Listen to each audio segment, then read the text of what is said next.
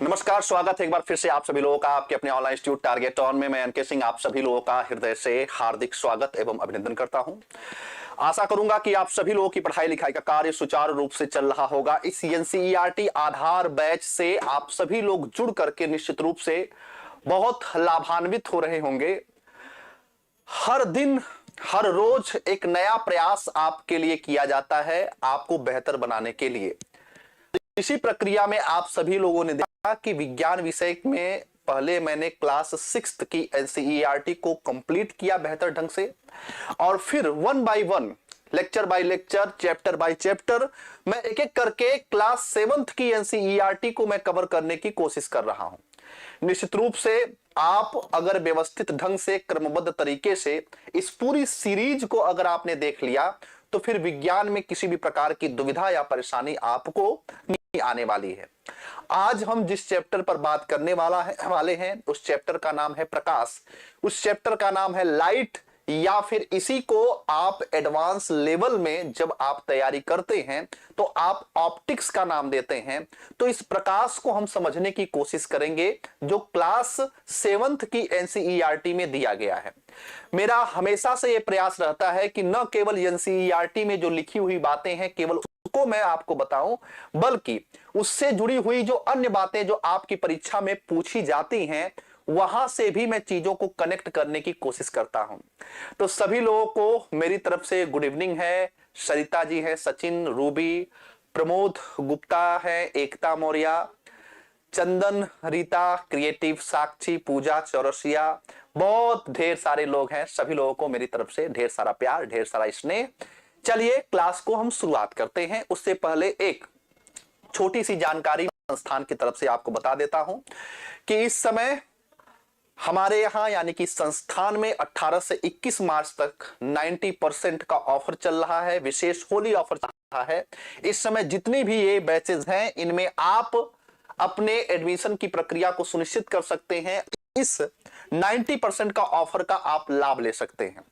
अगर किसी भी प्रकार की कोई भी समस्या आपको हो तो ये हमारे काउंसलर्स टीम का नंबर है, इस पर आप तत्काल फोन करके आप बात कर सकते हैं और अपनी समस्याओं का आप समाधान कर सकते हैं। ठीक है, तो चलिए हम क्लास को शुरुआत करते हैं। अब पूरी तरीके से कंसंट्रेशन बनाकर रखिएगा। देखिए, पहली चीज तो आपको ये याद रखना है कि विज्ञान की जिस शाखा के अंतर्गत हम प्रकाश का अध्ययन करते हैं उस शाखा को ऑप्टिक्स कहा गया है। क्या बोलते हैं? ऑप्टिक्स। ऑप्टिक्स का मतलब होता है प्रकाशिकी। ऑप्टिक्स का मतलब क्या होता है? प्रकाशिकी, यानी कि विज्ञान की वह शाखा जिसके अंतर्गत प्रकाश का अध्ययन किया जाता है। Study of light is called optics. Optics किसे कहते हैं? प्रकाश का अध्ययन ही ऑप्टिक्स कहलाता है। नंबर 1। पॉइंट नंबर 2 याद रख लेना कि ये प्रकाश के विषय में दूसरा पॉइंट याद रख लेना कि प्रकाश जो होता है वो ड्यूल नेचर को प्रदर्शित करता है, यानी कि वो द्वैध प्रकृति को दर्शाता है। द्वैध प्रकृति का मतलब ये होता है कि प्रकाश कुछ मामलों में तरंग की भांति व्यवहार करता है और कुछ मामलों में कण की भांति व्यवहार करता है। अगर आपसे पूछा जाए कि प्रकाश किस प्रकार की प्रकृति को दिखाता है तो आप उत्तर करेंगे कि प्रकाश जो होता है वह ड्यूल नेचर यानी कि द्वैध प्रकृति की दर्शाता है। द्वैध प्रकृति का मतलब होता है जो दो नेचर को दिखाता है। वह कुछ मामलों में तरंग है, वह कुछ मामलों में कण की भांति व्यवहार करता है। और प्रकाश की चाल कितनी होती है? तो प्रकाश की चाल होती है 3 × 10⁸ मीटर पर सेकेंड होता है। 3 × 10⁸ मीटर पर सेकेंड होता है। यह भी आपको जानकारी होनी चाहिए। एक बेसिक इंफॉर्मेशन मैं आपको बता रहा हूं, एक बेसिक जानकारी आपको क्लियर रखना है। और एक जानकारी और आप याद रखना कि प्रकाश एक प्रकार की नॉन मैकेनिकल यानी कि अयांत्रिक अनुप्रस्थ तरंग होती है। अयांत्रिक अनुप्रस्थ तरंग होती है। अयांत्रिक ऐसी तरंग को कहते हैं जिनके संचरण के लिए किसी माध्यम की आवश्यकता नहीं होती है, किसी भी मीडियम की आवश्यकता नहीं होती है। तो प्रकाश को पढ़ने के लिए सबसे पहले ये बेसिक पॉइंट्स को आपको क्लियर करना है। ये बेसिक पॉइंट आपके एग्जाम के लिए बहुत ही बेनिफिशियल है, बहुत ही महत्वपूर्ण है, इस वजह से इनको याद रखना। अब आते हैं क्लास 7 की एनसीईआरटी क्या कहती है, आइए शुरुआत करते हैं आज के इस चैप्टर में। आज मैंने कुछ नया करने का प्रयास किया है, जरा देख लीजिए। आज के इस चैप्टर को अगर आप 1 घंटे पढ़ेंगे तो आज आप अवतल लेंस क्या होता है, अवतल दर्पण क्या होता है, उत्तल लेंस क्या होता है, उत्तल दर्पण क्या होता है, प्रतिबिंब क्या होता है, बिंब क्या होता है, आवर्धक लेंस किसे कहते हैं, पश्च दृश्य दर्पण किसे कहते हैं, प्रिज्म क्या होता है, इंद्रधनुष क्या होता है, वास्तविक प्रतिबिंब क्या होता है, पार्श्व दर्पण क्या होता है, गोलीय दर्पण, आभासी प्रतिबिंब, अभिसरित, अभिसारी, अपसरित, अपसारी लेंस, ये सारे के सारे शब्द से आपका परिचय होने वाला है अगर आप अगले 50 मिनट तक मेरे साथ में कनेक्ट रहते हैं। तो चलिए, चैप्टर क्या है? चैप्टर है प्रकाश। प्रकाश के विषय में पहला पॉइंट क्या दिया गया है कि प्रकाश सरल रेखा के अनुदिश गमन करता है। ध्यान से सुनना, प्रकाश क्या होता है? प्रकाश हमेशा और हमेशा सरल रेखा में गमन करता है, सरल रेखा में ही गमन करता है। प्रकाश हमेशा जब भी चलेगा वो सीधी रेखा में ही चलेगा। इसको एनसीईआरटी ने एक एग्जाम के थ्रू बताने की कोशिश किया है। कैसे? कि अगर एक मोमबत्ती जल रही है और अगर एक सीधी पाइप की सहायता से देखते हैं तो ये प्रकाश इस पाइप में एंट्री करके आपकी आंखों तक पहुंच जाता है, जिससे ये पता चलता है कि प्रकाश सीधी रेखा में गमन करता है। वहीं पर अगर आप एक ऐसी पाइप लीजिए जो मुड़ी हुई है, जो टेढ़ी है, तो आप देखेंगे प्रकाश जो है इस टेढ़ी पाइप से होकर के इस आंखों तक नहीं पहुंचता है। इसका मतलब यह है कि प्रकाश कभी भी मुड़ मुड़ कर नहीं जा सकता है। प्रकाश जब भी चलेगा वो हमेशा सीधी रेखा में गमन करेगा। ठीक है? हाँ बिल्कुल भाई वैभव जी, मैं टॉपिक को नहीं छोड़ूंगा, बस समझते चलो। ठीक है? तो इतनी बातें समझ में आ गया। पहली स्लाइड से आपको यह समझ में आ गया क्या कि प्रकाश जो होता है, प्रकाश जब भी चलेगा सीधी रेखा में चलेगा। जब भी चलेगा वह कभी भी किसी भी स्थिति में वह मुड़ने का प्रयास नहीं करेगा, यानी कि वो तिरछी रेखा में इस तरीके से वो कभी भी मोशन नहीं कर सकता है। चलिए, अब दूसरा जो टॉपिक दिया गया है वो है प्रकाश का परावर्तन। प्रकाश का परावर्तन का मतलब क्या होता है? प्रकाश का परावर्तन का मतलब होता है reflection of light. Reflection of light, यानी कि आज हम बात करने वाले हैं प्रकाश का परावर्तन। प्रकाश का परावर्तन क्लास 7th की एनसीईआरटी ने दिया है, वो बहुत सामान्य स्तर का दिया है, बहुत सतही स्तर का दिया है। वो बस इतना बताने का प्रयास करता है कि जैसे तालाब के किनारे अगर कोई वृक्ष है तो इस वृक्ष का परावर्तन आप इस पानी में बड़े आसानी से देख सकते हैं, लेकिन परावर्तन क्या होता है वो मैं आपको आसानी के साथ में समझाने की कोशिश करता हूं। ध्यान दीजिएगा, जब कोई भी प्रकाश, ध्यान दीजिएगा, बहुत महत्वपूर्ण पॉइंट मैं बता रहा हूं, ध्यान दीजिएगा। जैसे ये कोई सतह है और ये सतह जो होती है, अगर इस सतह से कोई भी प्रकाश की किरण टकराती है, प्रकाश की किरण टकराती है और वह पुनः उसी माध्यम में वापस लौट जाती है, जिस माध्यम में आई उसी माध्यम में वापस लौट गई, तो इसी विज्ञान में क्या कहा गया है? इसी घटना को विज्ञान में कहा गया है रिफ्लेक्शन। ये तो बहुत आसान सी बात है, आपको समझ में आ जाना चाहिए। परावर्तन यानी कि गेंद को, एक गेंद लीजिए, उसको दीवार फेंकिए, गेंद वापस आ गया। हमने यहां पर यह पाया कि गेंद का परावर्तन हुआ। कोई भी चीज जिधर से जाए टकरा करके किसी चीज से पुनः वापस आ जाए, इसी घटना को हम परावर्तन कहते हैं, इसी घटना को हम रिफ्लेक्शन कहते हैं। परावर्तन बहुत महत्वपूर्ण घटना होती है हमारे दैनिक जीवन में। अगर परावर्तन न रहे तो बहुत ढेर सारी चीजें जो हम दैनिक जीवन में करते हैं उन सारी घटनाओं पर इसका सीधा प्रभाव पड़ता है। जैसे फॉर एग्जाम्पल के तौर पर परावर्तन का सबसे बड़ा लाभ क्या है आपके जीवन में?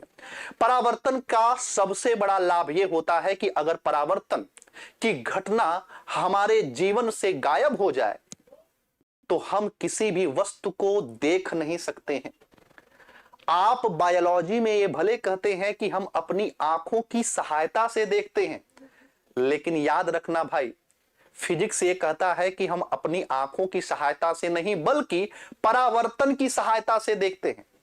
जैसे अगर ये रिमोट है, इस रिमोट को मैं कैसे देखता हूं, पहले ध्यान से समझो। मैं कैसे देख रहा हूंगा इस रिमोट को समझो।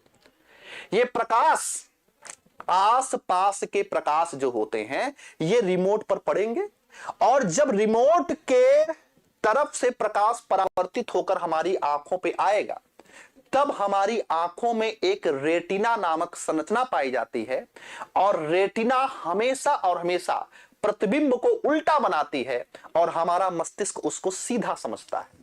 यानी कि अगर प्रकाश परावर्तित हो करके हमारी आंखों पर न आए तो हम कोई भी वस्तु देख नहीं सकते हैं। यही कारण होता है कि हम अंधेरे कमरे में अगर जाएं रात में, तो ईश्वर ने हमको बड़ी बड़ी आंखें तो दी हैं, हिरनी की जैसी आंखें तो हैं हमारे पास, लेकिन क्या रात में अंधेरे कमरे में आप वस्तुओं को देख सकते हैं? बोलो नहीं। आप अंधेरे कमरे में वस्तुओं को नहीं देख सकते हैं। क्यों नहीं देख सकते हैं? क्योंकि इस समय प्रकाश नहीं है। प्रकाश होता तो परावर्तन होता, यानी कि वस्तु से टकरा करके प्रकाश आपकी आता और आप वस्तु को देखना प्रारंभ कर देते हैं। इसी वजह से जब आप रात में निकलते हैं किसी भी वस्तु को देखने के लिए, तो आप टार्च लेकर के जाते हैं, टार्च लेकर के जाते हैं, और टार्च को अपनी आंखों पे नहीं जलाते हैं। आपको अपनी आंखों को थोड़ी ना प्रकाशित करना है, आप वस्तु को प्रकाशित करते हैं। आपने क्या किया? टार्च को जलाया, प्रकाश वस्तु पर पड़ा, परावर्तित होकर के आपकी आंखों पर आया और वस्तु आपको दिखाई देना प्रारंभ हो गई। यह चीज इसमें मेंशन है, यह टॉपिक इसमें मेंशन है। तो परावर्तन का सबसे बड़ा लाभ क्या है? रिफ्लेक्शन का सबसे बड़ा लाभ क्या है? परावर्तन का सबसे बड़ा लाभ यह है कि परावर्तन की वजह से ही हम वस्तुओं को देख सकते हैं। बस एक लाइन में बात समझना। और परावर्तन क्या है? किसी वस्तु से टकराना और टकरा करके वापस आ जाना। किसी वस्तु से टकराना और टकरा करके वापस आ जाना, इसी घटना कहते हैं परावर्तन कहते हैं। Clear point? इतनी बातें आपको समझ में आ गई होंगी। परावर्तन, ठीक है। जैसे देखिए यहां पर दिया गया है, पहेली जानना चाहती है कि हमें वस्तुएं कैसे दिखाई देती हैं। बुझो का विचार है, बुझो ये समझाता है पहेली को क्या, कि वस्तु तभी दिखाई देती है जब प्रकाश उनसे परावर्तित होकर के हमारी आंखों पर पहुंचे। बिना परावर्तन के कोई भी वस्तु या कोई भी चीज हमको दिखाई नहीं दे सकती है। यही इस पहेली के जो जिज्ञासा है उसका समाधान में उत्तर ये बुझो बताने का प्रयास कर रहा है, जो अभी पीछे मैंने आपको बताने का प्रयास किया। ठीक है, तो ये पहेली और बुझो, इन दो का हाथ कभी छोड़िएगा नहीं। ये विज्ञान के वे दो ऐसे कैरेक्टर हैं जो पूरी की पूरी विज्ञान आपको समझाने की कोशिश कर रहे हैं। ध्यान से बस इनको समझते चलिएगा। तो आपने क्या पाया? आपने पाया कि किसी वस्तु से टकरा करके जब प्रतिबिंब कहां पर बनता है? हमारी रेटिना पर बनता है। रेटिना पर बनने वाला प्रतिबिंब सदैव कैसा होता है? उल्टा होता है, उल्टा। अब ये प्रतिबिंब क्या होता है, अभी मैं इस पर बात करूंगा। अब ध्यान से समझना, यहां पर इतनी बातें समझ में आ गई। अब यहां पर कहानी दिया गया है किसके विषय में? आइए दर्पणों में बनने वाले प्रतिबिंब में से खेलें तथा उनके विषय में कुछ और अधिक जानकारियां प्राप्त करें।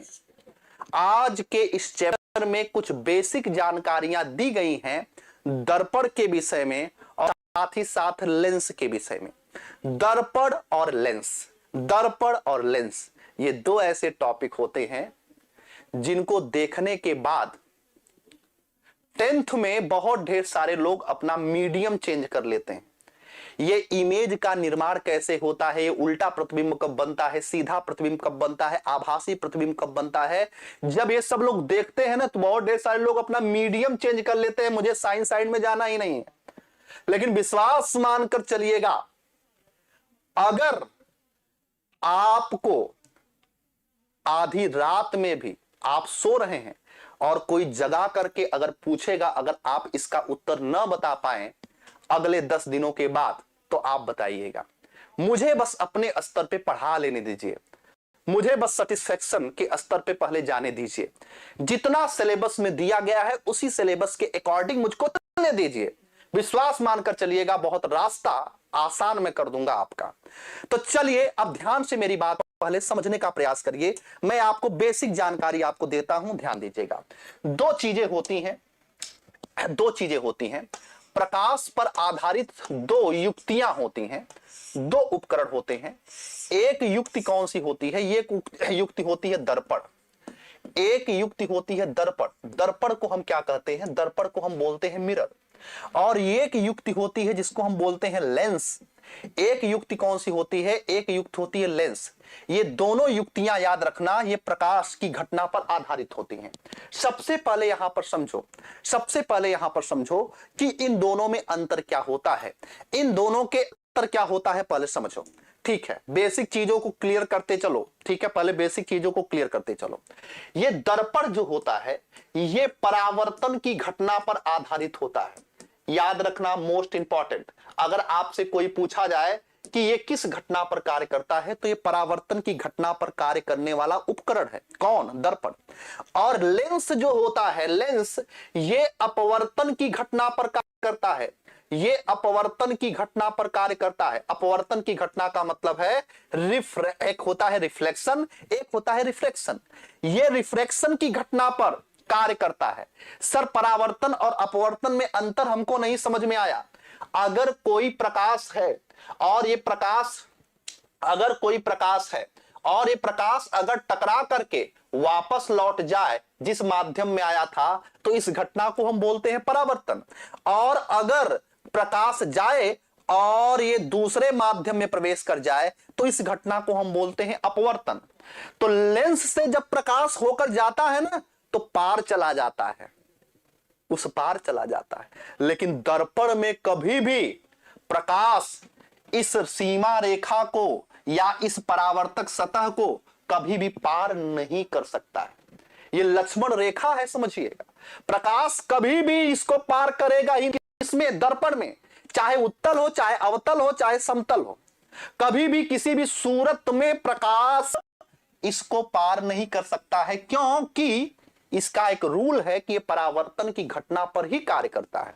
ये कभी भी अपवर्तन की घटना पर कार्य नहीं कर सकता है। और इसमें क्या होगा? प्रकाश हमेशा उस पार चला जाएगा। अभी मैं इस पे समझाऊंगा, बस मैं एक एक करके थोड़ा थोड़ा आपको कॉन्सेप्ट पहले क्लियर कर देता हूं। वीडियो को लाइक भी करते चलिए, ठीक है?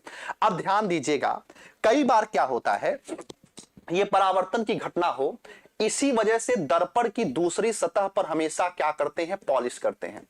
जब भी आप दर्पण देखते हो तो दर्पण में एक चीज हमेशा नोटिस करो, जब भी देखते हो तो एक बात हमेशा नोटिस करो कि दर्पण का जो दूसरी सतह होता है उसको पॉलिश करते हैं।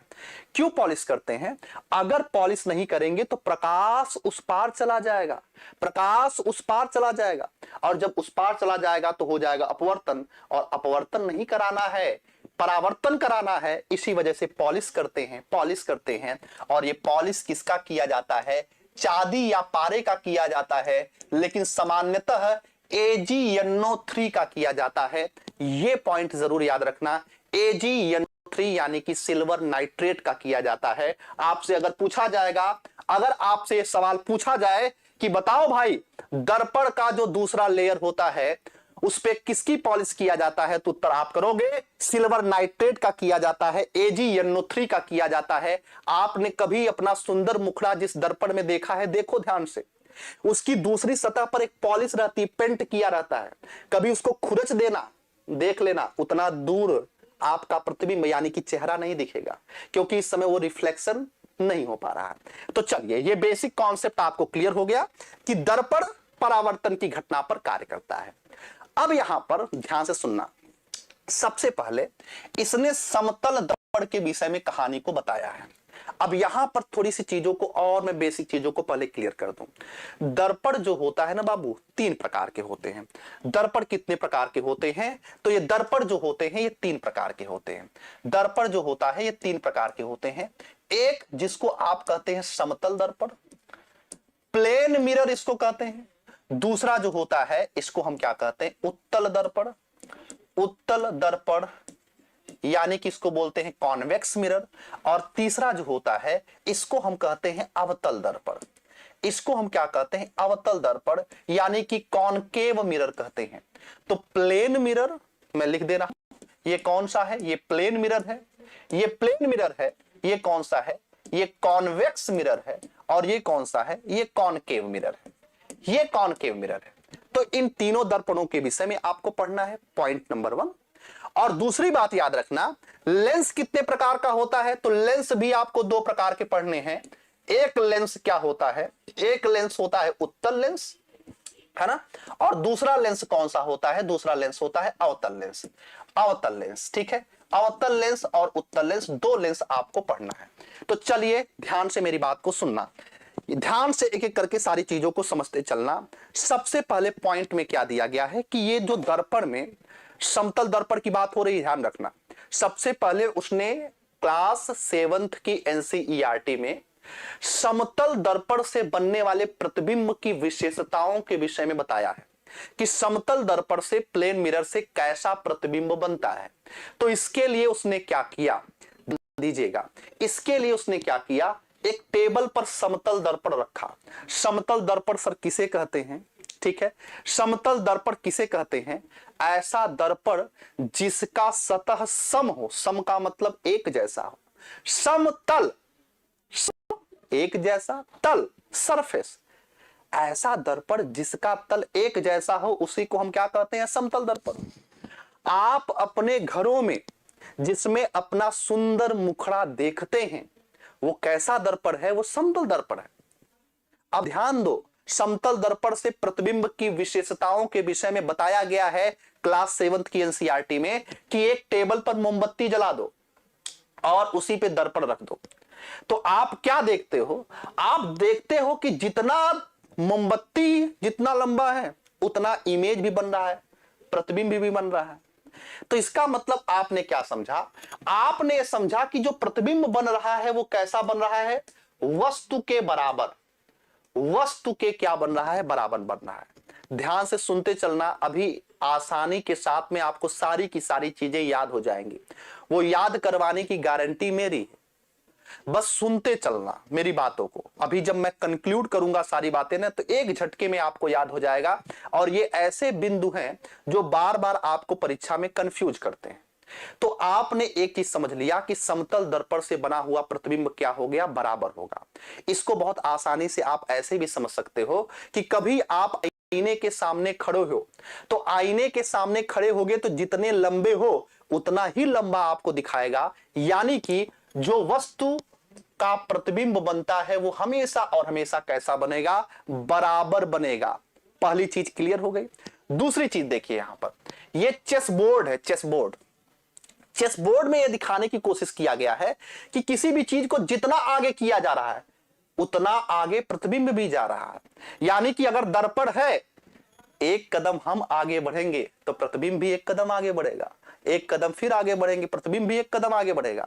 कभी आप ऐसे जाओ, ये मान लीजिए प्रतिबिंब बन रहा है, ऐसे ऐसे जाओ, वो भी अंगुली लेके आता है, ऐसे ऐसे आता है, ऐसे ऐसे टच हो जाता है।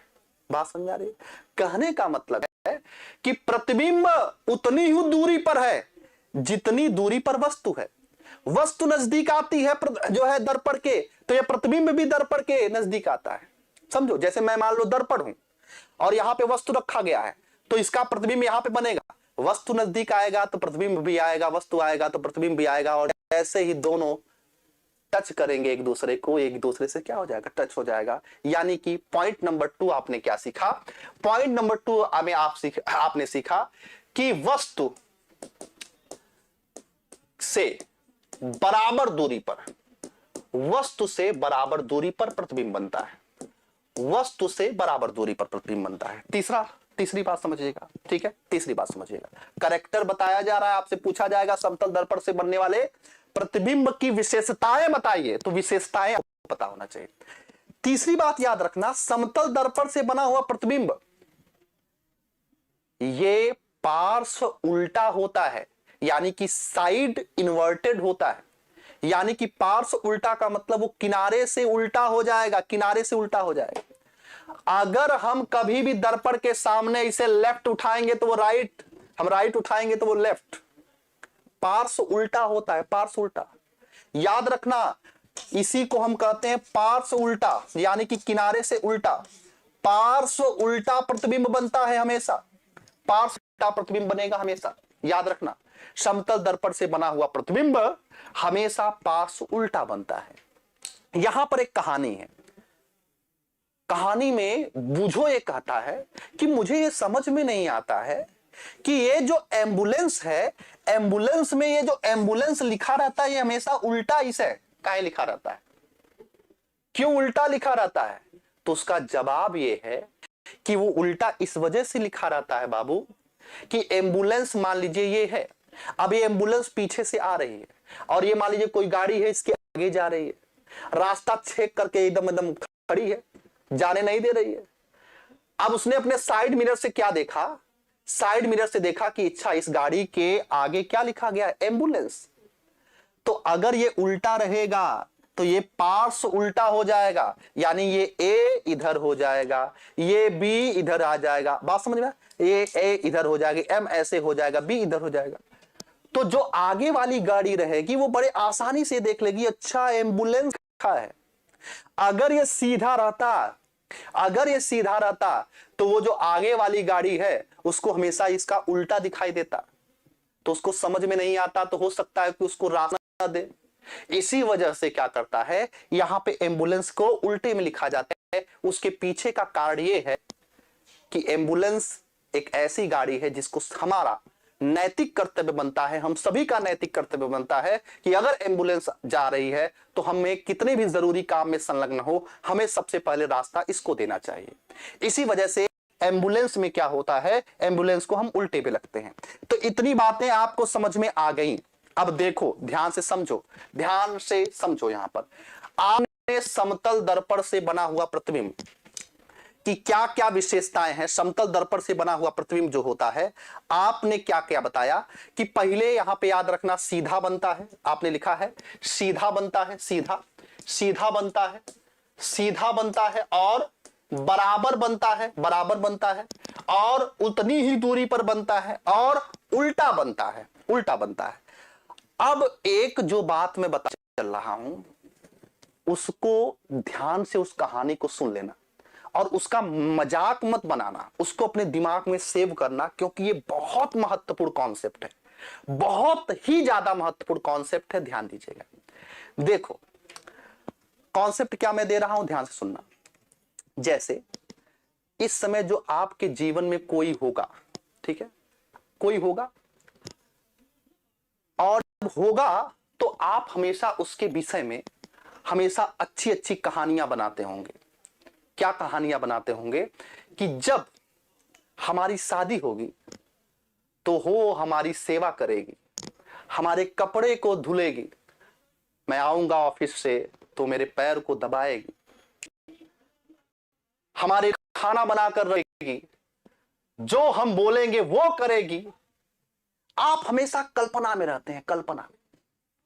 और जब भी आप कल्पना में रहते हैं, जब भी आप कल्पना में रहते हैं, कल्पना में, जब भी आप कल्पना में रहते हैं, कल्पना में, तो हमेशा हम और हमेशा आप उसके विषय में सीधा ही सोचते हैं। कोई अगर आपसे ये कह भी देना कि यार तुम्हारी वाली को तो हमने किसी और के साथ में देखा है, तो आप कहोगे नहीं नहीं नहीं नहीं, मेरी वाली ऐसी नहीं है या मेरा वाला ऐसा नहीं है, क्योंकि काल्पनिक जीवन में आप हैं, काल्पनिक जीवन में।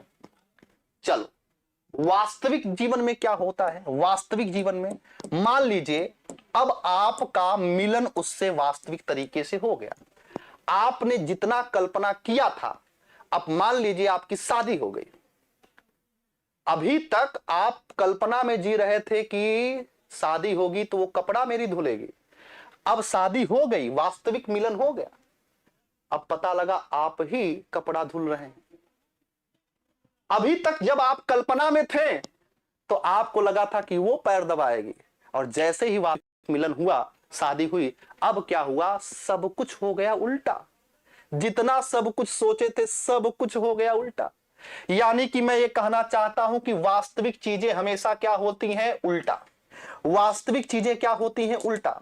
आप कहोगे सर ये सारी बातें आप क्यों हमको बता रहे हैं, आप तो ऑप्टिक्स पढ़ा रहे हैं, और ऑप्टिक्स पढ़ा रहे हैं तो ये सारी बातें का क्या मतलब है, बहुत बड़ा मतलब है। अब मतलब सुनो, एकदम फीलिंग से बाहर निकलो। मैं आपको यह कहने का प्रयास कर रहा हूं कि काल्पनिक वस्तु, काल्पनिक जो प्रतिबिंब होता है वो हमेशा सीधा बनता है, या सीधा प्रतिबिंब हमेशा कैसा होता है, काल्पनिक। दिमाग में इसको भर लो।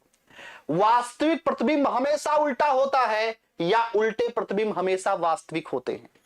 तो अगर एक कैरेक्टर याद हो जाए, कोई एक चीज मिल जाए, कोई एक चीज मिल जाए, कोई एक चीज मिल गया, तो दूसरा चीज आप समझ जाइएगा।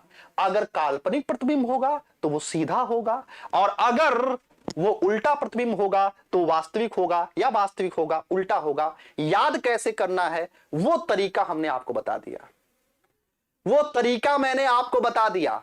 अब ध्यान से सुनो, अब ध्यान से सुनो, सारी चीजों का मैं निचोड़ आपको बता रहा हूं। एकदम एक लाइन में सारी चीजें आपको क्लियर हो जाएंगी, एक लाइन में सारी की सारी बातें क्लियर हो जाएंगी। अगर कोई आपसे पूछे, देखो, अगर आपसे कोई पूछे ये बताइए कि समतल दर्पण से बना हुआ प्रतिबिंब जो होता है उसकी विशेषताएं बताइए, तो आपको करना कुछ नहीं है, समतल दर्पण के सामने खड़ा हो जाइएगा। ध्यान दीजिएगा, समतल दर्पण के सामने आप खड़ा हो गए, ठीक है, तो आपका प्रतिबिंब क्या हुआ, सीधा बना, सीधा बना। तो प्रतिबिंब बना आपका कैसा, सीधा। और सीधा प्रतिबिंब कैसा होता है, सीधा प्रतिबिंब काल्पनिक होता है। तो दूसरा कैरेक्टर आपने अपने आप निर्धारित कर दिया कि काल्पनिक होगा, या इसी को हम आभासी कहते हैं, या इसी को हम क्या कहते हैं, आभासी कहते हैं। और फिर आपने देखा, फिर आपने देखा कि हमारा, देखो कुछ करना नहीं, अपने आप को बस शीशा के सामने खड़ा कर दो, खुद ब खुद ये सारी बातें खुद ही बताएगा। पहला सीधा है तो काल्पनिक हो गया, दूसरा वस्तु के क्या है, बराबर, वस्तु के क्या है, वस्तु के बराबर, वस्तु के क्या है, बराबर। ये तीसरा कैरेक्टर आपने बता दिया। चौथा कैरेक्टर क्या हो गया, उतनी दूरी पर जितनी दूरी पर क्या है, वस्तु है। तो वस्तु से उतनी ही दूरी पर, वस्तु से उतनी ही दूरी पर, वस्तु से उतनी ही दूरी पर, जितनी दूरी पर है, वस्तु से उतनी ही दूरी पर। और भाई पार्श्व उल्टा, और क्या होता है, पार्श्व उल्टा, और क्या होता है, पार्श्व उल्टा, यानी कि किनारे पर क्या हो जाएगा, उल्टा। अब ये बताओ, इसमें से कोई चीज ऐसा है जो आपको याद करना है, रटना है? मैं रटने पर जोर नहीं दे रहा हूं कि आप रटो, मैं कहता हूं समझो।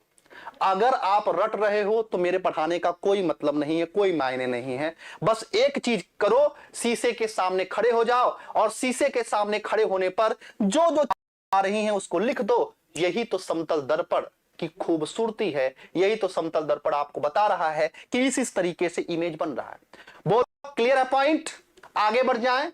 तो यही समतल दर्पण आपको बता रहा है, ये देखो समतल दर्पण यही सारी चीजें जो है आपको बता रहा है कि ये देखो कैसे प्रतिबिंब बन रहा है, और इस चीजों को मैंने यहां पर डिफाइन कर दिया। आशा करूंगा कोई दिक्कत आपको नहीं होगी, आशा करूंगा कोई दिक्कत नहीं हुई होगी। समतल दर्पण से कैसा प्रतिबिंब बनेगा, प्लेन मिरर से कैसा प्रतिबिंब बनेगा, आपको क्लियर हो गया होगा, ठीक है। अब ध्यान से मेरी बात को समझना, समतल दर्पण क्लियर हो गया। अब हमें बात करनी है क्या, आपने देखा होगा कि स्कूटर या कार के पार यानी कि साइड दर्पण में सभी वस्तुओं के प्रतिबिंब स्वयं वस्तुओं से क्या होते हैं, छोटे दिखाई देते हैं। मतलब समतल दर्पण में क्या था, समतल दर्पण में मामला यह था कि वस्तु के बराबर था, लेकिन यह कह रहा है कि कभी आपने स्कूटर या मोटरसाइकिल में या फोर व्हीलर में साइड वाले दर्पण को देखिए तो उसमें छोटे प्रतिबिंब बन जाते हैं, ट्रक का भी प्रतिबिंब छोटे में बन जाता है। तो क्या आपने कभी सोचा है कि वो कौन सा दर्पण है? तो आइए हम समझते हैं, पहले इसकी ओरिजिन समझते हैं कि उत्तल दर्पण और अवतल दर्पण, उत्तल दर्पण और अवतल दर्पण का उत्पन्न कहां से होते हैं, कैसे ये उत्पन्न होते हैं, ठीक है। इसमें इसने समझाने का प्रयास किया है कि उत्तल और अवतल कैसे उत्पन्न होते हैं। जैसे एक गेंद लीजिए, गेंद, रबड़ की गेंद गोल सा, और उसको कट कर दीजिए। चलिए आते हैं स्लाइड पे और उत्तल और अवतल दर्पण का निर्माण करते हैं। और बेसिक एनसीईआरटी से भी मैं जो है बेसिक लेवल पे चीजों को लेके चल रहा हूं, ध्यान दीजिएगा, ध्यान से बस समझते चलना। ये एक गेंद है, गेंद है, ठीक है, अच्छी बात है, गेंद है। तो गेंद को क्या करो आप, दो हिस्सों में काट दो, दो हिस्सों में काट दो। लीजिए हमने इसको क्या किया, दो हिस्सों में काट दिया। गेंद को हमने क्या किया, गेंद को हमने दो हिस्सों में कट कर दिया। गेंद को हमने क्या किया, दो हिस्सों में काट कर दिया। अब यहां पर गेंद में दो संरचनाएं दिख रही हैं। गेंद में पहली संरचना ये उभरी हुई दिखाई दे रही है और ये धसी हुई दिखाई दे रही है। अभी यहां पर ये गलती बिल्कुल मत करिएगा कि सर ये उत्तल हो गया, ये अवतल नहीं। उत्तल और अवतल का निर्धारण आप पॉलिश के आधार पर करते हैं, ध्यान देना।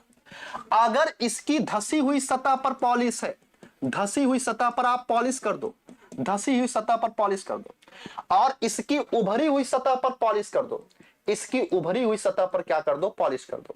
अब यहां पर बातें क्लियर हो जाएंगी। अब यहां पर आप कह सकते हो क्या कि ये जो दर्पण है ना, ये जो दर्पण है, इस दर्पण को क्या कहते हैं, इस दर्पण को उत्तल दर्पण कहते हैं।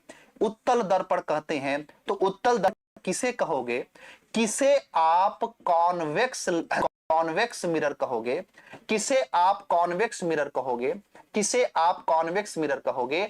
आप कहोगे ऐसा दर्पण जिसकी उभरी हुई सतह परावर्तन का कार्य करे, परावर्तक सतह का कार्य करे, यानी कि जब प्रकाश टकराएगा तो यहीं से वापस हो जाएगा, क्योंकि इसकी दूसरी सतह पर क्या है, पॉलिश। और ऐसा दर्पण जिस धसी हुई सतह पर परावर्तक सतह का कार्य करे, रिफ्लेक्टेड सरफेस का कार्य करे, जब इसकी उभरी हुई सतह पर क्या हो, पॉलिश हो, तो ऐसे दर्पण को हम क्या कहते हैं, ऐसे दर्पण को हम अवतल दर्पण कहते हैं। ऐसे दर्पण को हम क्या बोलते हैं, बोलो, अवतल दर्पण कहते हैं, या इसी को हम कॉनकेव कहते हैं। इसी को हम क्या कहते हैं, इसी को हम कॉनकेव मिरर कहते हैं। तो दो प्रकार के मिरर होते हैं, एक उत्तल और एक अवतल। ठीक है, इतनी बातें तो हर कोई जानता है। अब ध्यान से मेरी कहानी को सुनने का प्रयास करिएगा। ये जो उत्तल दर्पण होते हैं, इसे एक और नाम से जानते हैं, इसे अपसारी दर्पण कहते हैं। अपसारी दर्पण, ध्यान से सुनना, अपसारी दर्पण बड़े काम की चीज है। डाइवर्जिंग मिरर कहते हैं इसको, डाइवर्जिंग मिरर कहते हैं, डाइवर्जिंग मिरर कहते हैं। डाइवर्जिंग मिरर क्यों कहते हैं, ध्यान सुनना। इसको डाइवर्जिंग मिरर इस वजह से कहते हैं, इसको अपसारी दर्पण इस वजह से कहते हैं, क्योंकि जब किरणें इस पर पड़ती है ना, तो ये किरणों को डाइवर्ट कर देता है, परावर्तित कर देता है। इसी वजह से इसको डाइवर्जिंग मिरर कहते हैं। और अभी देखना, इसी से मैं आपके लिए एक कॉन्सेप्ट क्लियर करने चल रहा हूं, जो आपके लिए बार बार समस्या का विषय बना रहता है कि किस दर्पण का उपयोग कहां पे करते हैं। एक झटके में आप पूरी की पूरी कहानी को क्लियर कर लोगे, एक झटके में क्लियर कर लोगे।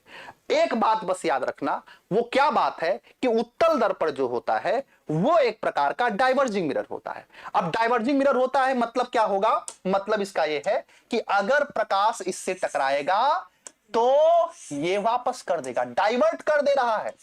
अगर प्रकाश टकराएगा तो ये प्रकाश को क्या कर देगा, प्रकाश को ये डाइवर्ट कर देगा। प्रकाश को ये क्या कर देगा, प्रकाश को ये डाइवर्ट कर देगा। प्रकाश को ये क्या करेगा, प्रकाश को डाइवर्ट कर देगा। प्रकाश को फैलाने वाला दर्पण है, फैलाने वाला दर्पण है। इसी वजह से इसको डाइवर्जिंग मिरर कहते हैं। बात समझ में आ गई। अब इसी वजह से इसका उपयोग आप कहां करोगे, अपने आप से सवाल पूछो कि जहां पर प्रकाश को फैलाना होगा, जहां पे प्रकाश को फैलाना होगा, वहीं पर आप इसका उपयोग करोगे।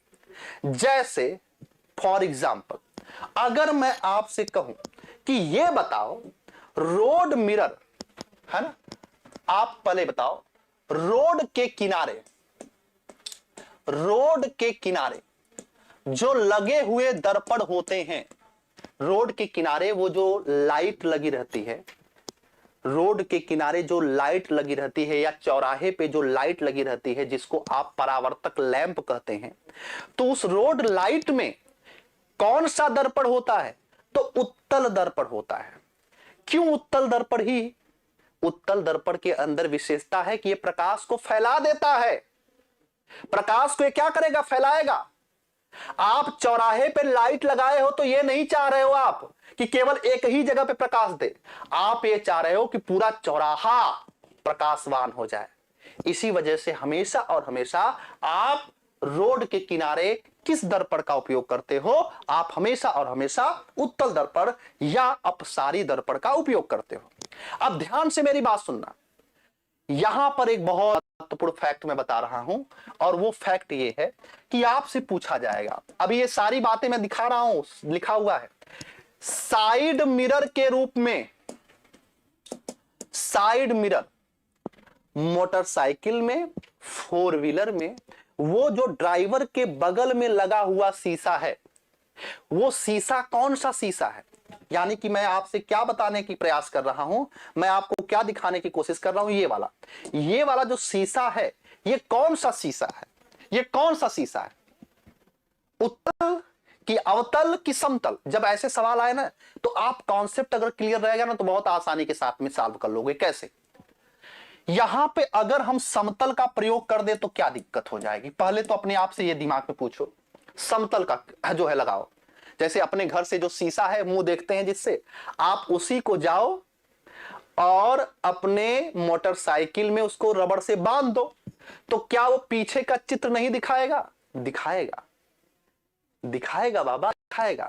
लेकिन आगे वाली क्लास में मैं आपको बताऊंगा कि समतल दर्पण में पूर्ण प्रतिबिंब देखने के लिए समतल दर्पण की लंबाई वस्तु की लंबाई की आधी होनी चाहिए।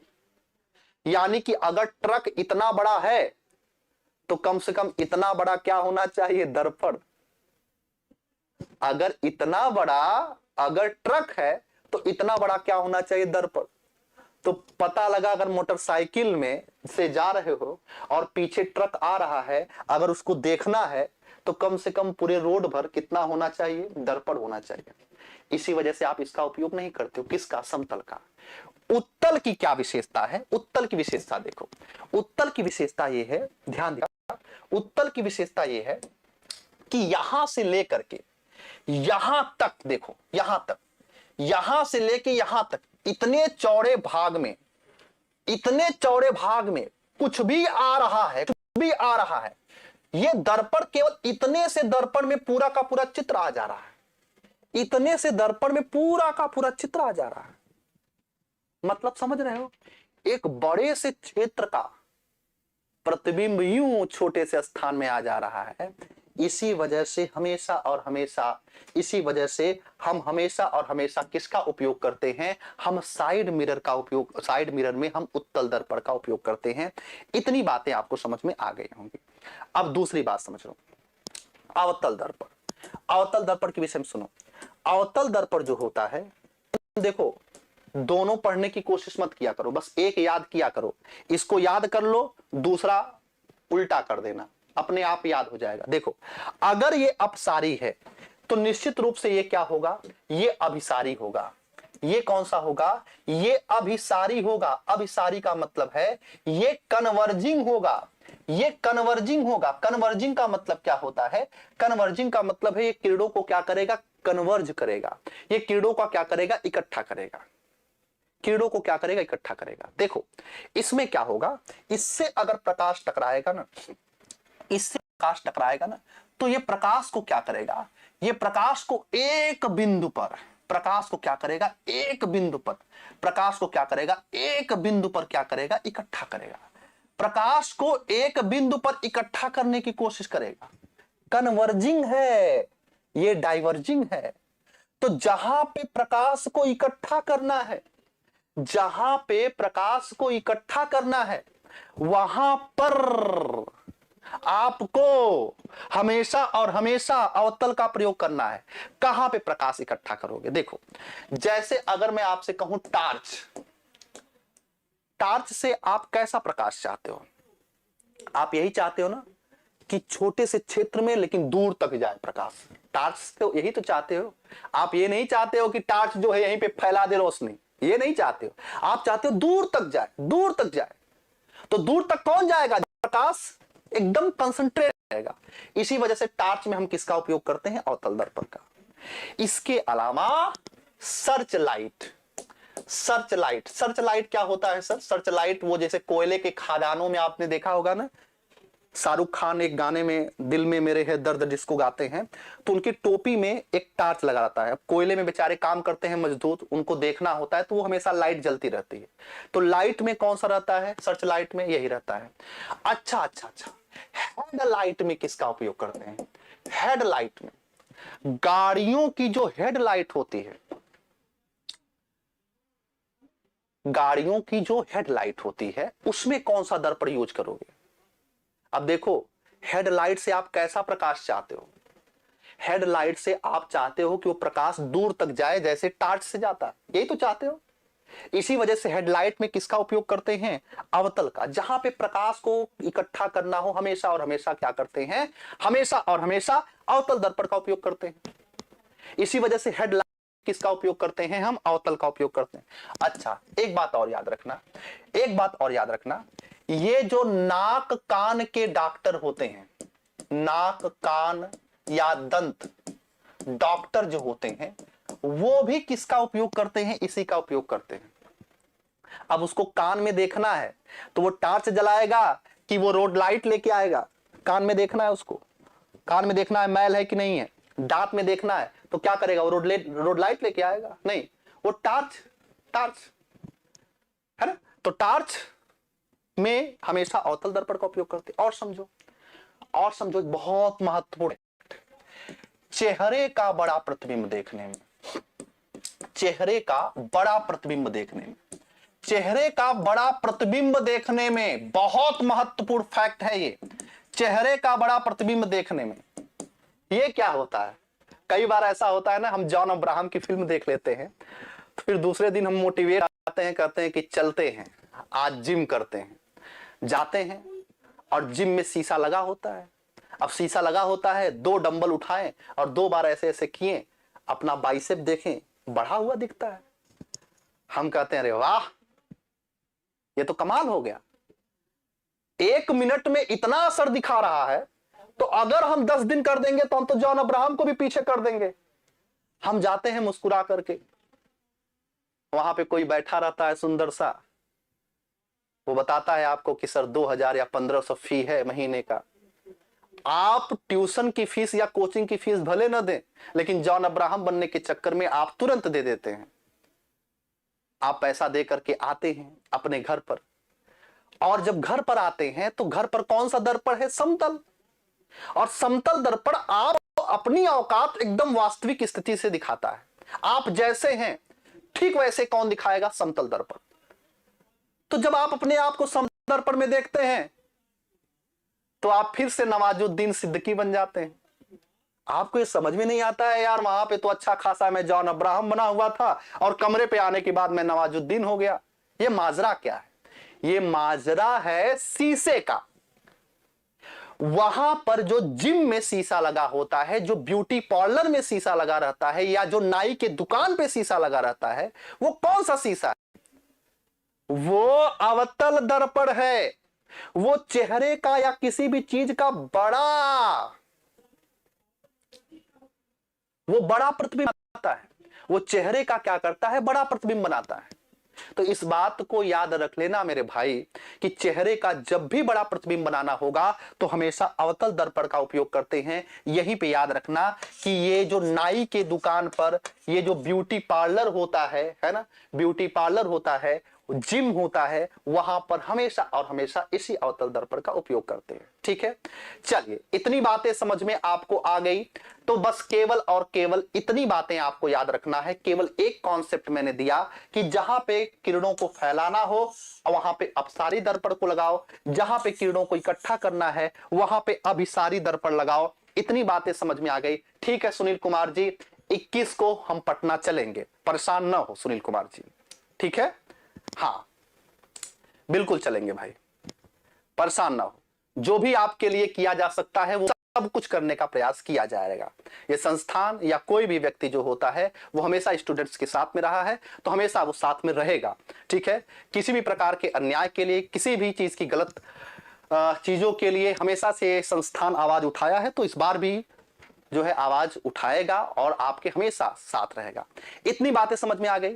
तो इतनी बातें क्लियर हो गई हैं, यहां पर बताने का प्रयास किया गया है। ठीक है, अब यहां पर एक बात चीज समझना, एक पॉइंट दिया गया है, देखो एक पॉइंट क्या दिया गया है, ध्यान से समझना कि पर्दे पर बनने वाला प्रतिबिंब जो होता है वो वास्तविक प्रतिबिंब होता है, और समतल दर्पण द्वारा बने मोमबत्ती की लौ के प्रतिबिंब को पर्दे पर प्राप्त नहीं किया जा सकता। इस प्रकार के प्रतिबिंब को आभासी प्रतिबिंब कहते हैं। तो अब हमें पता ही नहीं चलना चाहिए, या फिर हमें कोई मतलब ही नहीं है कि क्या वास्तविक है क्या आभासी है। बस इतनी बातें याद रखो भाई मेरे, कि हमेशा और हमेशा याद रखना, वास्तविक प्रतिबिंब जो होता है वो हमेशा उल्टा बनेगा, वास्तविक प्रतिबिंब उल्टा बनेगा, या उल्टा प्रतिबिंब वास्तविक बनेगा, और आभासी प्रतिबिंब जो होगा हमेशा सीधा बनेगा, या सीधा प्रतिबिंब जो होगा हमेशा कैसा बनेगा, वो आभासी बनेगा। तो नाक कान के जो डॉक्टर होंगे वो कौन सा दर्पण लेंगे, अवतल। कौन सा लेंगे, अवतल।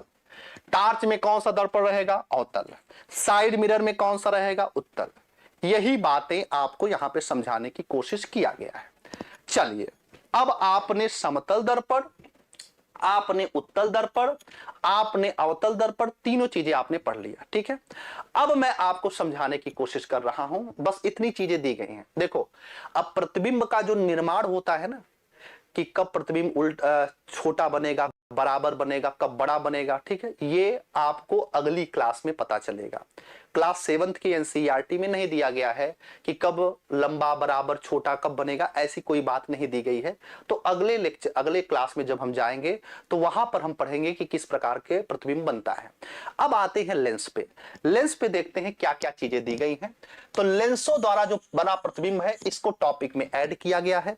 लेंस के विषय में आपने एक शब्द पढ़ लिया है कि लेंस क्या होता है। लेंस अपवर्तन की घटना पर कार्य करने वाला उपकरण है। लेंस अपवर्तन की घटना पर कार्य करने वाला उपकरण होता है। Point number 1। एक पॉइंट समझो, एक शब्द समझो, उसको बोलते हैं आवर्धक लेंस। आवर्धक का मतलब क्या होता है, आवर्धक लेंस का मतलब होता है हैंड लेंस। आपने देखा होगा ना, सोनार की दुकान पर कभी आप जाइए या फिर सरकारी दफ्तरों में जाइए तो ये हैंड लेंस लगा रहता है। इससे क्या होता है, किसी भी चीज को वो जूम करके देखते हैं, जूम करके देखते हैं, ठीक है। तो इसी को हम क्या कहते हैं, आवर्धक। आवर्धक लेंस क्यों, क्योंकि ये चीजों को बड़ा कर देता है, चीजों को क्या करता है, बड़ा करता है, ठीक ना। तो आपको याद रखना, ऐसा लेंस जो वस्तुओं को या किसी भी चीज को बड़ा करके दिखाए, जूम कर दे, तो याद रखना, इसे याद रखना, इसे कहते हैं आवर्धक लेंस। इसे हम क्या कहते हैं, इसे हम कहते हैं हैंड लेंस, ठीक है।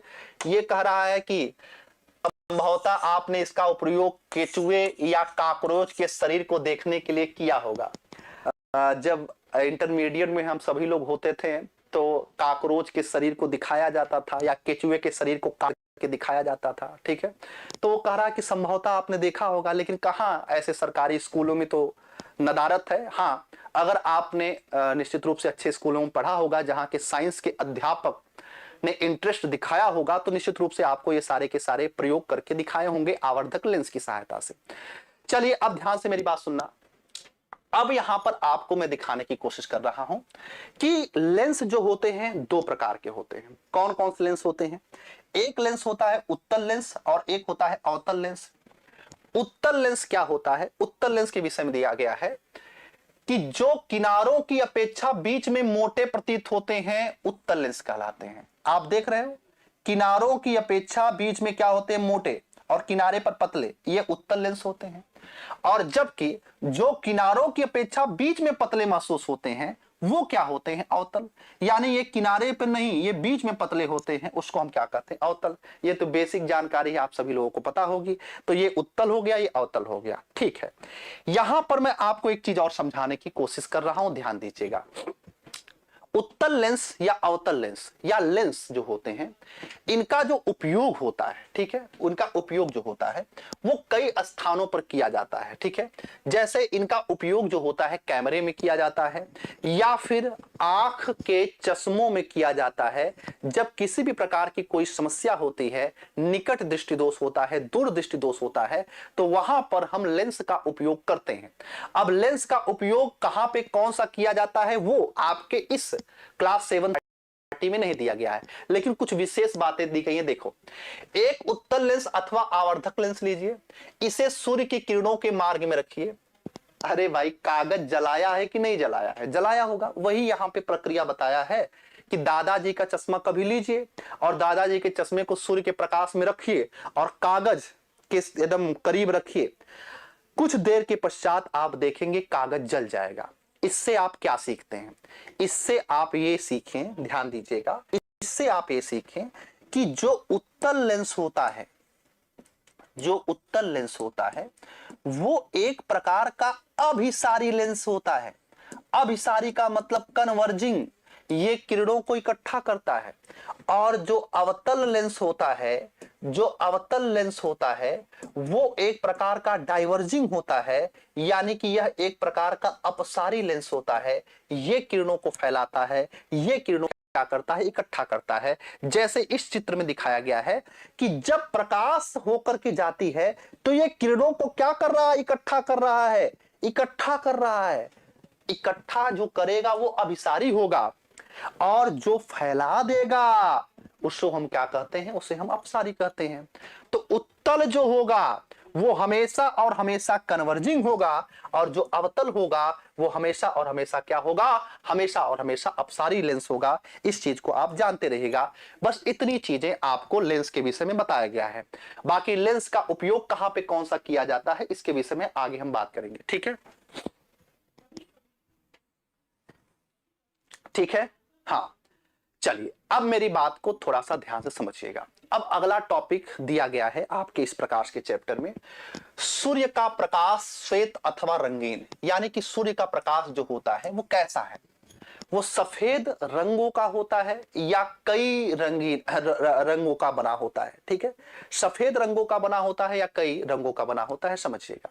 ठीक है, सूर्य का जो श्वेत प्रकाश होता है, सूर्य का जो श्वेत प्रकाश होता है वो 7 रंगों से मिलकर के बना होता है। ये 7 रंग हमको कब दिखाई देते हैं पहले इसको समझिएगा। ठीक है, पहले इसको समझने का प्रयास करिएगा। सूर्य का प्रकाश जो होता है वो 7 रंगों से मिलकर बना होता है। ये कब दिखाई देता है? जब कोई श्वेत प्रकाश किसी प्रिज्म से होकर के जाता है, किसी प्रिज्म से होकर के जाता है तो वो 7 रंगों में विभक्त होता है। कितने रंगों में विभक्त होता है? 7 रंगों में।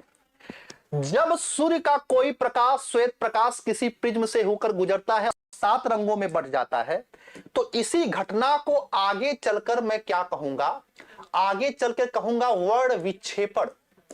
इसी घटना को आगे चलकर मैं क्या कहूंगा? जब क्लास 10th में मैं पढ़ाऊंगा तो क्लास 10th में भी यही टॉपिक है, मैं इसी को कहूंगा डिस्पर्सन ऑफ लाइट। इसी को आपको मैं क्या कहूंगा? डिस्पर्सन ऑफ लाइट, यानी कि प्रकाश का वर्ण विक्षेपण।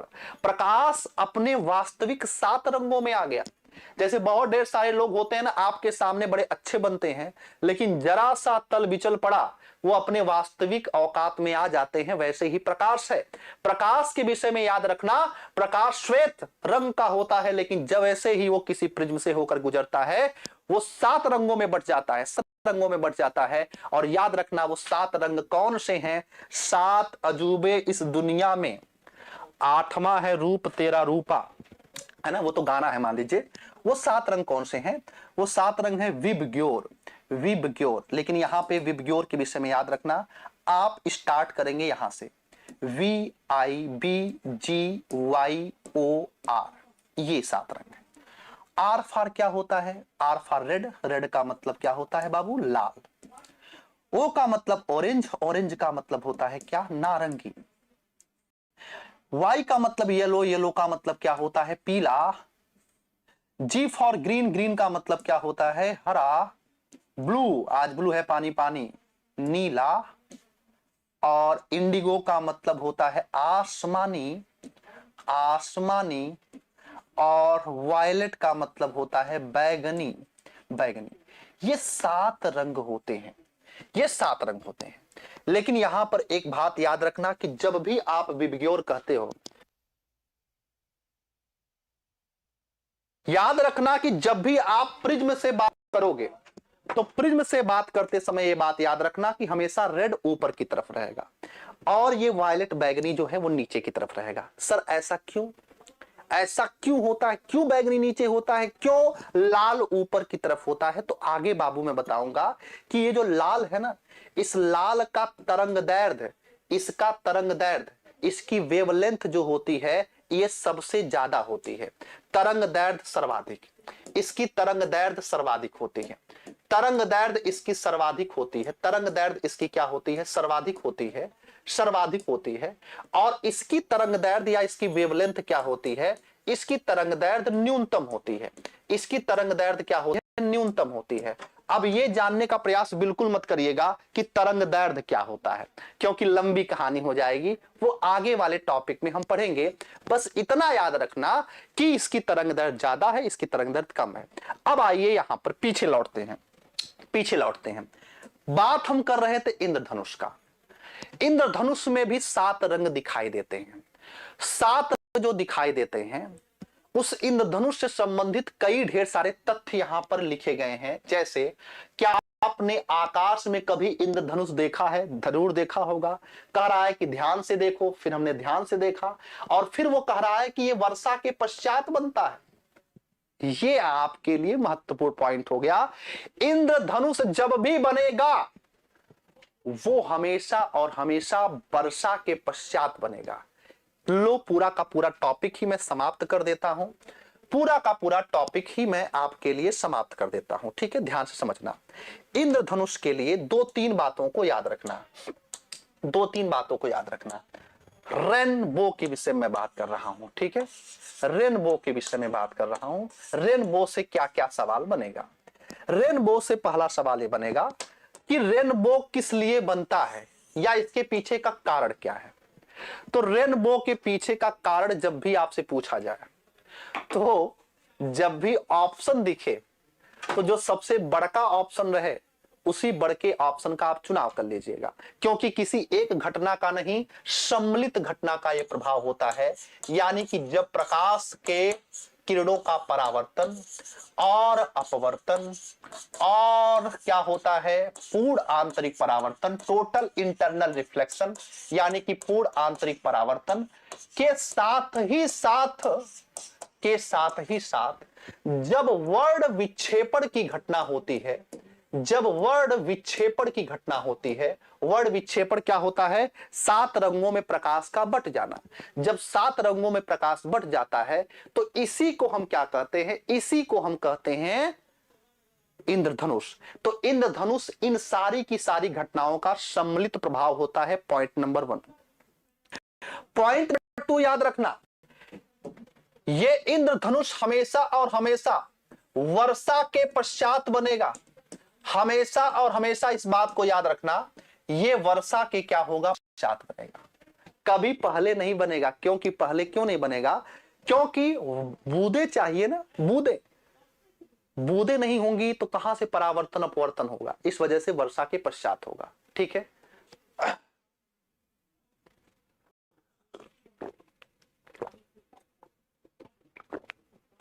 अच्छा ठीक है रितु पांडे जी, अब मेरी बात ध्यान समझना। याद रखना, कभी भी 12 बजे इंद्रधनुष नहीं बनता है, कभी भी 12 बजे नहीं बनता है। और याद रखना, इंद्रधनुष हमेशा और हमेशा सूर्य के विपरीत बनता है, और हमेशा याद रखना सूर्य के विपरीत बनेगा। अगर सूर्य पूर्व में रहेगा तो इंद्रधनुष पश्चिम बनेगा, अगर सूर्य पश्चिम में रहेगा तो इंद्रधनुष पूर्व में बनेगा। इसी वजह से हमेशा इंद्रधनुष हमेशा सूर्य के क्या होता है, विपरीत बनेगा। 12 बजे नहीं बनेगा। 12 बजे कैसे बनेगा, 12 बजे सूर्य जो है हमारे खोपड़ी के ऊपर रहता है, तो इसका विपरीत क्या है, जमीन। तो जमीन में थोड़ी इंद्रधनुष बनेगा, जमीन में कभी देखा है इंद्रधनुष, नहीं, आकाश में ही देखा होगा। ठीक है, तो या तो पूर्व में बनेगा या तो क्या बनेगा, पश्चिम में बनेगा, है ना। या तो जब सूर्य का जैसे जैसे पोजीशन चेंज होता रहता है वैसे वैसे उसका परिवर्तन। तो ये इतने सवाल को निगल जाओ, इतने सवाल को निगल जाओ, आपकी परीक्षा में यही सवाल पूछा जाता है। तो ये जो 7 रंगों में बंटने की घटना होती है, ये सीडी में भी आप देख सकते हैं। पहले आप सीडी के कैसेट खूब देखे होंगे, है ना, सीडी के कैसेट खूब देखेंगे। वही कह रहा है कि 7 रंग होते हैं इसमें, लाल होता है, नारंगी होता है, पीला, हरा, नीला, जामुनी, बैगनी, वही मैंने कहा आपको विबग्यो। ठीक है, ये कह रहा है कि साबुन की बुलबुलों में भी आपने देखा होगा सीडी में भी आपने देखा होगा, सीडी का पूरा नाम क्या होता है, यह भी सवाल पूछा गया है।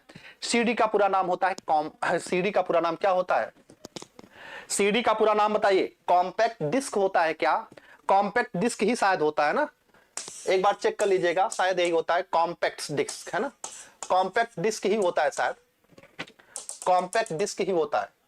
अगर सीडी का पूरा नाम भी आपसे पूछा गया है तो इसका पूरा नाम, फुल नेम क्या होता है, एक बार जरा सभी लोग कमेंट्स करके हमको बताएंगे क्या होता है भाई। सीडी का पूरा नाम कॉम्पैक्ट डिस्क है ना, ठीक है। हाँ, हमने कहा एक बार चेक कर लें। देखो अभिनव और रेखा शर्मा बता दी कॉम्पैक्ट डिस्क होता है, ठीक है। पहेली आपको बताना चाहती है कि आप इंद्रधनुष तभी देख सकते हैं जब आपकी पीठ सूर्य की ओर हो। मतलब वही मैंने कहा है, पहेली की ही बात मत सुनिए, यनके सर की भी बात सुन लीजिए। वही मैंने कहा सूर्य के विपरीत, है ना। तो इसने ये क्या कहा है, इसने ये कहा है कि पीठ आपकी पीछे होनी चाहिए, ठीक है। हाँ, तो ये बात आपको समझ में आ गई होगी। इंद्रधनुष का कॉन्सेप्ट क्लियर हो गया, ये कॉन्सेप्ट क्लियर हो गया होगा, पूरी की पूरी कहानी क्लियर हो गई होगी। चलिए आज की क्लास में आपने क्या क्या सीखा एक बार रिकॉल कर लेते हैं, एक बार रिकॉल कर लेते हैं हम। और रही बात क्वेश्चन की, तो क्वेश्चन मैं आपके लिए तैयार करवा रहा हूं, ठीक है। पूरा जितना मैंने चैप्टर क्लास 7th में मैंने पढ़ाया है ना, 2 वीडियो में, केवल और केवल 2 वीडियो में मैं प्रैक्टिस कराऊंगा। वो होली के टाइम में आपको मिल जाएगा। तो उसकी प्रक्रिया को मैंने शुरुआत कर दिया है, क्वेश्चन बनाना मैंने शुरू कर दिया है आपके लिए। इसको बस इतना समझने का प्रयास करिएगा। प्रकाश हमेशा क्या होता है, सरल रेखा में गमन करता है। पॉइंट नंबर 1, पॉइंट नंबर 1, प्रकाश हमेशा क्या होगा, सरल रेखा में गमन करता है। कोई भी पॉलिश किया हुआ अथवा चमकदार पृष्ठ दर्पण की भांति कार्य करता है। ये बड़े काम की चीज है, समझो। कोई चमकदार सरफेस अगर है ना, तो वो भी एक दर्पण की तरह करता है। दर्पण धूप में क्यों चमकता है, क्योंकि वो चिकना होता है। आप भी क्या करते हो, ब्यूटी पार्लर जाते हो, क्रीम लगाते हो और अपनी ऊबड़ खाबड़ जिसमें गड्ढे उड्ढे हैं उसको प्लेन करते हो, क्रीम लगाकर ऐसे पुताई करते हो, व्हाइट सीमेंट लगाते हो। अब उससे क्या हो गया, आपका सरफेस प्लेन। जब प्रकाश पड़ेगा तो ज्यादा प्रकाश रिफ्लेक्ट होगा, और जहां से रिफ्लेक्शन होता है वहां पर ज्यादा चमक दिखाई देती है। इसी वजह से क्रीम पाउडर लगाने से आपका चेहरा चमकदार दिखाई देता है, क्योंकि परावर्तन की प्रक्रिया ज्यादा होने लगती है। कितना भी बढ़िया ब्यूटी पार्लर सज सवर के क्यों ना हो, अगर लाइट को धीमा कर दो तो सारा सजना धजना सब बेकार हो जाएगा, क्योंकि परावर्तन नहीं होगा। तो कोई कितना भी क्रीम पाउडर मशक्कत करे, ब्यूटी पार्लर जाए, हजारों रुपए खर्च करने दो, आपको करना बस केवल एक चीज है, लाइट की व्यवस्था को धीमा कर दो, लाइट सिस्टम को धीमा कर दो। सारे लोगों का जो सवरना है वो फीका पड़ जाएगा, क्योंकि परावर्तन की घड़ी नहीं होगी। जो प्रतिबिंब पर्दे पर प्राप्त जा सकते हैं वास्तविक, जो पर्दे पर प्राप्त नहीं किए जा सकते आभासी होगा। समतल दर्पण से बना प्रतिबिंब सीधा होगा, ठीक है, यह आभासी होता है, आपको याद हो गया होगा, ठीक है। दर्पण द्वारा बने प्रतिबिंब में बिंब का वाम प्रतिबिंब की दक्षिण भाग की भांति दिखाई देता है, मतलब वही पार्श्व उल्टा। अवतल दर्पण वास्तविक तथा उल्टा प्रतिबिंब बना सकता है, जबकि बिंब को दर्पण के अत्यंत निकट रखते हैं तो प्रतिबिंब आभासी, सीधा और आवर्धित होता है, ठीक है। यही सारी चीजें बात कही गई हैं। लास्ट गया है कि श्वेत प्रकाश 7 वर्णों का क्या होता है, मिश्रित होता है, ठीक है। अब आइए जरा मैं पहले पेज पे मैं लेके चलता हूं आपको। अब देखिए आज के चैप्टर में जो भी आपने पढ़ा, क्या इसमें कोई ऐसा शब्द है जिसको आप ट्रांसलेट न कर पाए या आप इसको नहीं समझा पाए? अवतल लेंस क्या होता है समझा लोगे, अवतल दर्पण क्या होता है, उत्तल लेंस होता है, उत्तल दर्पण क्या होता है, प्रतिबिंब क्या होता है, पृथक लेंस क्या होते हैं, प्रिज्म क्या होता है, इंद्रधनुष क्या होता है, वास्तविक प्रतिबिंब क्या होता है, अभिसारी क्या होता है, सब कुछ आप बता सकते हैं। आपके अंदर इतनी क्षमता हो, ठीक है। तो ये आज का बेहतरीन चैप्टर था।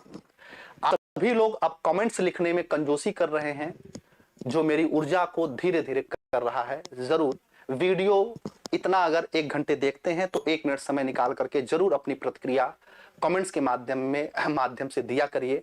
यही कमेंट्स जो है हमको ऊर्जान्वित करते हैं। अच्छा लगता है जब आप कोई अपनी प्रतिक्रिया देते हैं। और मैं 2 घंटे कार्य करता हूं, इसके पश्चात आपके सामने मैं प्रेजेंट होता हूं। वीडियो समाप्त होने के पश्चात उसमें लिंक दिया रहेगा। जो लोग टेलीग्राम चैनल से नहीं जुड़े हैं अभी भी टेलीग्राम चैनल से जुड़ जाइए, क्योंकि वीडियो की पीडीएफ, ये क्लास पीडीएफ जो है आप उसी टेलीग्राम चैनल पे मिलेगी। और कभी कभी आपको यूट्यूब पर नोटिफिकेशन नहीं मिलता है तो आपको उसी टेलीग्राम चैनल के माध्यम से नोटिफिकेशन मिल जाएगा। ठीक है, तो चलिए, बहुत बहुत आप सभी का धन्यवाद। जितने भी लोग देख रहे हैं 264 लोग, सभी लोगों से निवेदन है कि डेली 6 PM पर आया करिए। कल एक बहुत महत्वपूर्ण टॉपिक है वाटर। वाटर से संबंधित बहुत ढेर सारी बातें मैं करूंगा। जल एक ऐसा टॉपिक है जो साइंस की दखल जितना इसमें है उतना ही ज्योग्राफी भी कहता है मेरी भी दखल है, उतना पर्यावरण कहता है मेरी भी दखल है। तो इस वाटर को हम समझने की कोशिश करेंगे। ठीक है, चलिए, बहुत बहुत धन्यवाद आप सभी लोगों का। आपका जो है रात्रि शुभ हो। आप सभी लोग ऐसे ही मेहनत करते रहिए। थैंक यू, नमस्कार, जय।